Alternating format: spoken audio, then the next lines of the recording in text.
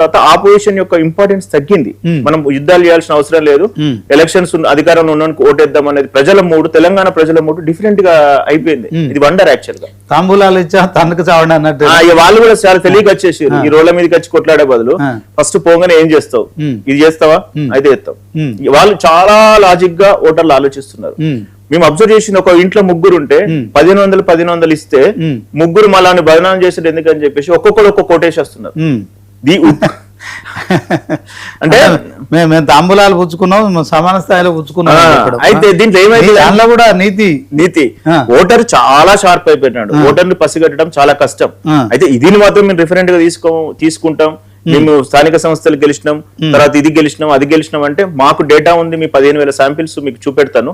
ఆ 15,000 శాంపిల్స్ లో BRS graph ఏం తగ్గలే, బీజేపీని కోరుకుంటున్నారు ప్రజలు. అవును, తగ్గలేదు. అసెంబ్లీ ఎన్నికల్లో కూడా కాంగ్రెస్ కు బీఆర్ఎస్ కేవలం 2% లోపే కదా, 1.89 ఎంతో తేడా, అంతే కదా. అంతే. అంటే ఒక విషయం ఏంటంటే ప్రజలు కూడా ఇదంతెందుకు అధికార పార్టీ గెలిపి, ఎందుకని బీఆర్ఎస్ పార్టీ ఆ పార్లమెంట్ ఎన్నికల్లో అంత తక్కువ 15% కి ఎందుకు పరిమితం అయిపోవాల్సి, 15-14%? ఓటర్ కూడా శ్రీనివాస్ గారు వాడు వేసే ఓటు గెలవాలనుకుంటాడు. వాడే ఓటేస్తే ఆ ఓటుకు లాభం ఉండాలని ఆలోచిస్తున్నారు. ఇంతకుముందు టక్కన వేసి వచ్చిచ్చాడు. నేను ఓటరింగ్ సార్లు అబ్జర్వ్ చేస్తే వాళ్ళు లోపలికి పోయి ఏదో రాజ్యాంగం చదివినట్టు 2 నిమిషాలు ఆలోచించి ఓటేసి వస్తున్నారు. అంటే అక్కడ వేయడానికి కూడా మ్యానిపులేట్ చేసుకుంటున్నాడు. అంటే ఓటరు క్షుణ్ణంగా అధ్యయనం చేస్తున్నాడు, ఎవరిని గెలిపిస్తే ఏమొస్తుంది. ఇండైరెక్ట్ గా పొలిటీషియన్స్ మీద ప్రెషర్ పెడుతున్నారు తెలంగాణ ప్రజలు. ఓకే, బీజేపీ ఎందుకని థర్డ్ పొజిషన్ లో ఉంది కేంద్రంలో అధికారం ఉందంటే? మీరు అనుకుంటున్న కాంగ్రెస్ పార్టీలో ఉన్నటువంటి ఇంటర్నల్ పాలిటిక్స్ కంటే బీజేపీలో ఉన్న తక్కువ మందిలో ఇంకెక్కువ పాలిటిక్స్ ఉంది. ఇది ఎగ్జాంపుల్ హుజరాబాద్ చూడొచ్చా మనం? ఇక చాలా ఉన్నాయి అట్లా చెప్పుకుంటూ పోతే. బట్ మనం కాంట్రవర్సీ ఇప్పుడు అంత అవసరం లేదు కాబట్టి మనకి బీజేపీకి ఓటర్ రెడీగా ఉన్నాడు ఓటేస్టందుకు. ఆ ఓటర్ లేపేటందుకు లీడర్షిప్ రెడీగా లేదు. ఓకే, 10 మంది ఉంటే 10 గ్రూప్, నాయకత్వ లోపం అంటారా? చాలా నాయకత్వ లోపం. మేము దానికి ఒక 25 పేజీల రిపోర్ట్ కూడా మేము ఒక సీనియర్ లీడర్ అడిగితే సబ్మిట్ చేసినాం. కనీసం అది కరెక్షన్ చేసుకొని చదివే ఓపిక కూడా వాళ్ళకి లేదు. అంటే గుడ్డిగా పోవడం, ఎలక్షన్స్ వచ్చినప్పుడు బీఫామ్లు ఇవ్వడం, ఎవరో ఇన్ఛార్జీలు పెట్టడం. మొన్న నరేంద్ర మోడీ కూడా మరి ఎంపీలందరికీ తలంటిరని కూడా అన్నారు కదా, క్లాస్ తీసుకున్నారు అన్నారు కదా. ఇప్పుడు ఇంత ఇది వైరల్ అయినా నాకు అభ్యంతరం లేదు, మనకు అవకాశం వచ్చింది కాబట్టి మాట్లాడుతున్నాం.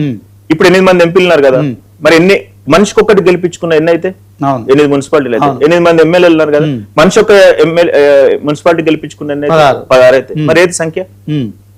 Simple logic.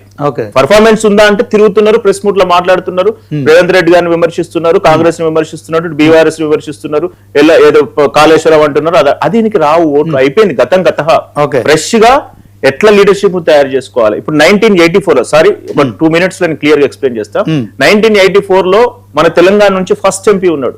బీజేపీకి 2 ఉన్నప్పుడు పాటేల్ అని చెప్పేసి గుజరాత్ నుంచి మనకున్నారు. అంటే తెలంగాణలో విద్యాసాగర్ గారు హోమ్ మినిస్టర్ అయ్యారు ఆ ప్రాంతంలో.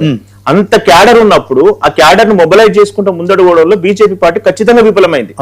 అయితే ఇది ఎంతకాలం ఉంటది అనేది తెలియదు. ఒక్కొక్కసారి తెలంగాణ ప్రజలు వాళ్ళకు ఒక అవకాశం ఇచ్చినాం, వీళ్ళకు ఒక అవకాశం ఇచ్చినాం, మీకు కూడా అవకాశం ఇస్తాము అనేటువంటి హోప్స్ క్రియేట్ చేయగలగాలి.